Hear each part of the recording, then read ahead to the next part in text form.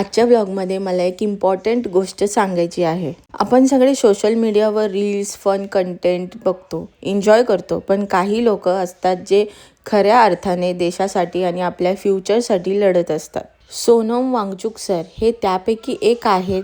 ते फक्त टीचर नाही तर एज्युकेशन सिस्टम चेंज करायला आणि एन्व्हायरमेंट वाचवायला खूप मोठं काम करत आहेत.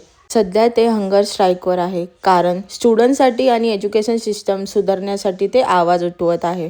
खरं सांगायचं तर आपण आपल्या लाईफमध्ये इतके बिझी असतो की अशा गोष्टीकडे लक्षच जात नाही.